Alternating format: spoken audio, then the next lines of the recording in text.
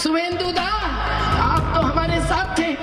आपको सीबीआई के नोटिस आने पर आपने तत्काल निर्णय बदल लिया। अडानी नहीं है, अदानी है। वो बहुत ही बुद्धिमान है।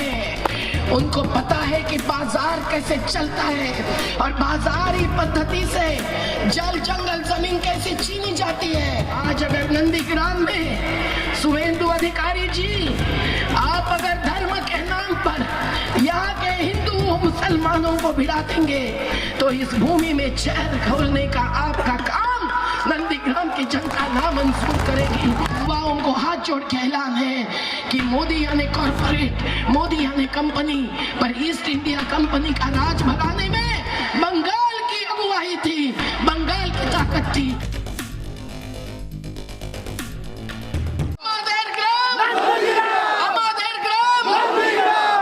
नंदीग्राम मेरे दिल का टुकड़ा है और इसलिए वो बहनों को मिलकर, सुल्तान भाई को मिलकर, समद भाई को मिलकर, कहीं राधा रानी नहीं दिखी पर हम सब लोग बहुत खुश हैं। ये भूमि संघर्ष की भूमि है, ये भूमि के लिए संघर्ष की भूमि है।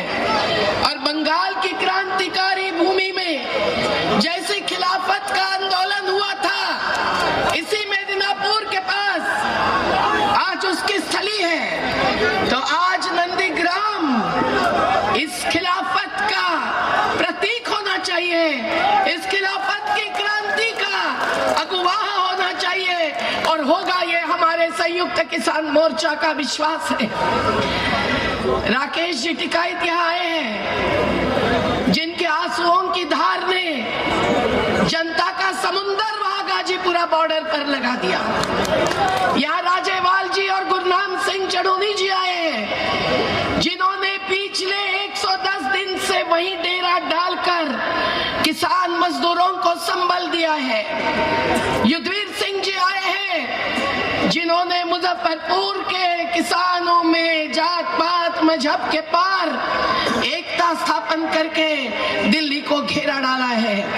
राजा राम सिंह जी बिहार से आए हैं, जिस बिहार में ईवीएम की गड़बड़ी जो भी हो, लेकिन बिहार की जनता ने चाहा और माना है कि अमित शाह ने 75,000 टीवी कैमरे लगाए, लेकिन उनको 75,000 लोगों का भी सही तो सम्मान नहीं मिला है।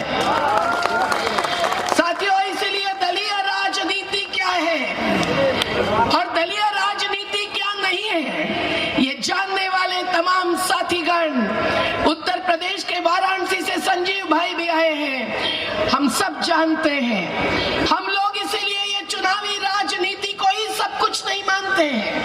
हम लोग इस चुनावी राजनीति ने क्या नहीं किया है वो जानते हैं। पर नंदीग्राम के आपका संघर्ष रात को ऐसे ही आज मोबाइल के दिए हैं, उस समय हमारी बहनों के हाथ में छोटी छोटी पंक्तियां होती थी और रात को 12 बजे हजारों की तादाद में इस मैदान में या उधर गोकुल नगर में या उधर सोनाचुरा में किस प्रकार की भीड़ इकट्ठी होती थी।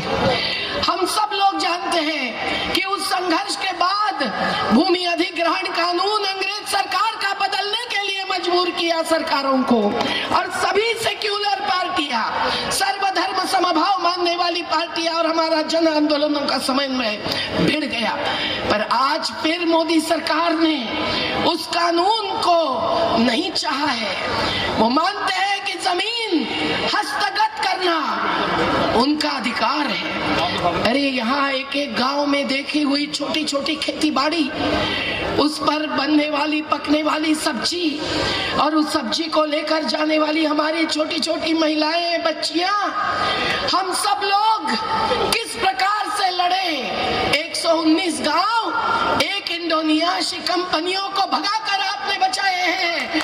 आपको हाथ जोड़ के ऐलान है कि किसी भी भ्रामक प्रचार में मत आइए। वो तो एक कंपनी थी, आज देश में हजारों कंपनियां लाकर सभी किसान की भूमि छीनकर ये अंडानी अंबानी जैसे, अडानी नहीं है, अदानी है, वो बहुत ही बुद्धिमान है। उनको पता है कि बाजार कैसे चलता है और बाजारी पद्धति से जल जंगल जमीन कैसे छीनी जाती है। हमारे आदिवासियों की बात अलग है। नंदीग्राम ने अपनी भूमि छीनने नहीं दी थी, तो आज अगर इन जमींदारों के नुमाइंदों को आप अगर सत्ता की कुर्सी सौंपेंगे तो आपके जमीन का टुकड़ा टुकड़ा ये छीने बिना नहीं रहेंगे। आपको इसीलिए ऐलान करने आए हैं, ये जो 3 कानून है वो केवल काले नहीं है, वो गोरे सरकार की याद दिलाने वाले कानून हैं। और इन तीनों कानूनों से क्या नहीं खत्म होगा। इन तीनों कानूनों में अगर ठेकेदार आएंगे खेती का ठेका लेने के लिए,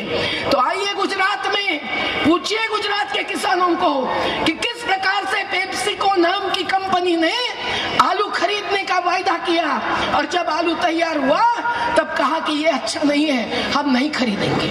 मध्य प्रदेश के होशंगाबाद जिले में ऐसा ही किया, धान तैयार हुआ, उन्होंने कहा हम नहीं खरीदेंगे। और फिर जब पर्चा निकाला तो उस अनुबंध पर कंपनी ने अपना सिक्का भी नहीं लगाया था। भोले भाले किसानों को फंसाकर ये नए जमींदार अंग्रेजों से भी बदतर साबित हो रहे हैं। और किसान को जब 1 रुपया में 1.5 रुपया का दाम मांग रहे हैं तो 23 फसलों को इन्होंने दाम घोषित किया है, पर कानूनी, युद्धवीर भाई ने बताया वैसे कानूनी कवच नहीं दिया है, तो नहीं मिलेगा दाम, धान को नहीं मिलेगा, सब्जी फल को तो है ही नहीं दाम घोषित। हमारी मांग है हर फसल को दाम चाहिए, दूध को भी चाहिए और मांस को भी चाहिए, और वो सही दाम नहीं देने वाले सरकारी हो कि कोई भी हो, उनको जेल और जुर्माना होना चाहिए। ये कानून का मसौदा 300 किसान संगठनों की तरफ से 2 साल पहले से लोकसभा राज्यसभा में पड़ा है। हर किसान को कर्ज मुक्ति चाहिए, ये कहते हैं उनके पास पैसा नहीं है, लेकिन अडानी और अंबानी को क्या क्या दिया ये राकेश जी ने बताया, मैं फिर से समय नहीं लूंगी, पर आपको ये बताना चाहती हूँ, शुभेंदु अधिकारी आपको जो भी कहे, कैलाश विजयवर्गीय आपको जो भी कहे, आप उनको पूछिए कि गौतम अडानी की रोज की कमाई कितनी है। क्या आप जानते हैं? क्या आप जानते हैं? उनकी रोज की कमाई 384 करोड़ रुपए है और मुकेश अंबानी की रोज की कमाई 1045 करोड़ रुपए है। और मुनाफा खेती से कमाना चाह रहे हैं। अब आंदोलन जब चोटी पर पहुंचा है, 270 लोगों की शहादत हुई है, जैसे आजादी आंदोलन में भी पंजाब की शहादत सबसे आगे थी, आगे की शहादत आगे है, पर बंगाल के किसानों ने, मजदूरों ने, योद्धाओं ने भी शहादत दी है उस आजादी आंदोलन में। तो दोनों आजादी आंदोलनों को जोड़कर साथियों आज हमें शपथ लेनी पड़ेगी, संकल्प लेना पड़ेगा कि हम जमीन और जमीर बेचने वालों को सत्ता नहीं लेने देंगे, नहीं तो ये बंगाल की भूमि खाद्यान्न नहीं पकेगा अगर ठेकेदारों ने खेती ले ली तो। राशन व्यवस्था नहीं चलेगी जब अदानी और अंबानी के गोडाउन भरेंगे और सरकारी गोडाउन खाली रहेंगे। आपको बड़े बड़े लालच देते जाएंगे, लेकिन आपके बंगाल की जो कृषक बंधु योजना है, मैंने उसका अभ्यास किया, वो इनके किसान क्रेडिट योजना से बहुत अच्छी है। आपके बंगाल में 12% धान खरीदी किया जाता है, पर मोदी जी ने नियुक्त की हुई कमेटी का रिपोर्ट है कि पूरे देश में केवल 6% धान न्यूनतम मूल्य पर किया जाता है। और न्यूनतम मूल्य मतलब कितना कम, कितना कम, 1 रुपया में 1.5 रुपया। आपको मैं उदाहरण देती हूँ, ये बोतल वाटर का सब जगह, ये बोतल वाटर भी आप ले लेंगे तो इनको, ये कंपनियों को भी कितना मुनाफा मिलता है, ये 55 पैसे लीटर से पानी लेते हैं और 20 रुपए लीटर से बेचते हैं। इनके लिए पैसा है सरकार के पास मुफ्त में पानी देने के लिए? वो किसानों का पानी है, वो भूजल है, वो नदी का पानी है, वो पहाड़ का पानी है, वो छीन रहे हैं। कल अगर जमीन छीन देंगे तो राशन भी निकल जाएगा। आज भी इस देश में रोज 3000 बच्चों का मृत्यु होता है कुपोषण से।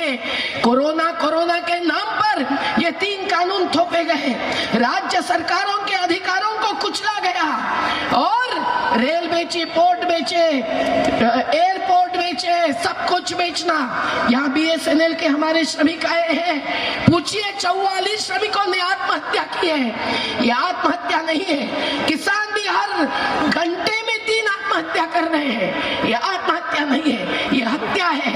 ऐसे हत्यारों को हम नहीं कहेंगे फांसी की सजा दो, हम हिंसा के पक्ष में नहीं है, लेकिन आजीवन कारावास दो, राजनीति से संन्यास दे दो, यही हमारा ऐलान है। एक ही बात और कहनी है, नंदीग्राम का संघर्ष जाति पाति पंथ धर्म और स्त्री पुरुष नर नारी के भेद के पार था। किसी ने मुझे कभी कहा नहीं कि बहन जी मैं हिंदू हूँ, मैं मुसलमान हूँ। इस मैदान में, उस बस स्टैंड पर, उस सोनाचूरा में जहाँ भी हम इकट्ठे होते थे, बहनें और भाई मिलकर इकट्ठे होते हैं। लेकिन इन्होंने जो कोरोना के काल में भी उत्तर प्रदेश में महिलाओं पर अत्याचार बलात्कार बढ़ रहे हैं, हाथरस में जाकर मैंने देखा कैसा जातिवाद ये फैला रहे हैं, कैसा धर्म भेद ये फैला रहे हैं। अयोध्या में भी राम और रहीम एक रहते थे। चलो गाड़ी में हर कोई फूलों के झंडे की माल आती थी मुस्लिम कारीगरों से, घर से, खेत से, और राम नाम के गमछे वहाँ मुस्लिम कारीगर बुनते हैं। तो खेतीहर और कारीगर एक होते, हिंदू मुस्लिम एक थे, पर इन्होंने आग लगाने का काम किया। आज अगर नंदीग्राम में शुभेंदु अधिकारी जी, आप अगर धर्म के नाम पर यहाँ के हिंदू मुसलमानों को भिड़ा देंगे तो इस भूमि में जहर घोलने का आपका काम नंदीग्राम की जनता ना मंजूर करेगी, ना मंजूर करेगी, ना मंजूर करेगी। मैं एक ऐलान आपके पास पहुंचने वाली हूँ, एक 2 लाइन गीतों की। ईश्वर अल्लाह तेरे जहां में नफरत क्यों है, जंग है क्यों, तेरा दिल तो इतना बड़ा है, इंसान का दिल तंग है क्यों। ईश्वर अल्लाह, नंदीग्राम के लोगों ने ये समझना चाहिए कि ये धर्म का नाम क्यों ले रहे हैं, ये हिसाब क्यों लगा रहे हैं। क्या हमारे बच्चों को भी ये धर्म के नाम पर लड़ाएंगे? दिल्ली के आंदोलन में इन्होंने हिंदू विरुद्ध सिख ये करने की कोशिश की थी 26 जनवरी के उस हिंसक कार्रवाई के द्वारा, जो उनकी कार्रवाई थी। हम तो अहिंसक थे, झूठे आरोप हम पर लगाए हैं डकैती के, हिंसा की साजिश के। क्या हम लोग सब हत्यारे हैं? नहीं। लेकिन ये इस प्रकार से बात करेंगे, आपको भ्रमित करेंगे। आप ध्यान में रखना कि शुभेंदु अधिकारी ने जो दल बदल किया है उसकी पृष्ठभूमि आपको भी जाननी चाहिए, और कैलाश विजयवर्गीय की भी सच्चाई आपको जाननी चाहिए। शुभेंदु दा, आप तो हमारे साथ थे, आपको CBI के नोटिस आने पर आपने तत्काल निर्णय बदल लिया। शुभेंदु दा, आप ट्रांसपोर्ट मिनिस्टर थे, पर हमारे अमिताभ मित्र जी को पूछो कि 1 करोड़ ट्रांसपोर्ट के वर्कर्स आज नाराज क्यों हैं? क्योंकि अवैध रेत खनन की गाड़ियां 4 गुना भरते थे। हम ये अवैध रेत खनन रोकने वाले, कानूनी लड़त जीतने वाले हैं, लेकिन वो वर्कर्स नाराज हैं। उन्होंने नाराज होना चाहिए शुभेंदु दा के साथ, आज की सरकार के साथ नहीं। तो ध्यान में रखना कि जो भी भ्रष्टाचार अत्याचार होता है उसकी आज देश में हद है। जब ये धर्म के नाम पर पीट पीट कर मार डालते हैं, जब महिलाओं पर बलात्कार के साथ हत्याएं हो रही है, तो ये हिंसक व्यक्ति हो या पार्टी हो, उसको देश में राज करने का कोई अधिकार नहीं है। और इसलिए इसीलिए साथियों, मैं इतना ही कहूंगा कि आपने बच्चों को भी, अपने बच्चों के भविष्य को, अपने देश के भविष्य को, ये रविंद्रनाथ टैगोर की, ये नेताजी सुभाष चंद्र बोस की, ये विद्यासागर की भूमि को नहीं छूने दे, नहीं तो आपकी भूमि तो जाएगी, पर आपके पांव में जो राष्ट्रीय एकात्मता और आजादी है वो भी छीनी जाएगी। आप लड़ेंगे, आप जीतेंगे, वो नहीं जीतेंगे, ये हमारा विश्वास है। जिंदाबाद। मैं आपके बच्चों के लिए एक ही आप ध्यान में रखना कि आपको बच्चों को कैसे बड़े करना है, तो वो भी एक दो लाइन गीतों की सोचना। ना हिंदू बनेगा न तुम मुसलमान बनेगा, इंसान की औलाद है, इंसान बनेगा। ये बच्चों को भी समझाना है, युवाओं को हाथ जोड़ के ऐलान है कि मोदी यानी कॉर्पोरेट, मोदी यानी कंपनी, पर ईस्ट इंडिया कंपनी का राज भगाने में बंगाल की अगुवाई थी, बंगाल की ताकत थी। आज सभी कॉर्पोरेट्स को भगाने में आपकी ताकत लड़ेगी, जीतेगी। तो एक नारा देंगे, लड़ेंगे, जीतेंगे कि हारेंगे? हमारी लड़ाई अलग है, चुनाव के पार है। आपकी अभी की तत्काल की लड़ाई अहिंसक ही है, चुनावी है, वो आप लड़िए आपके विवेक के आधार पर। तो लड़े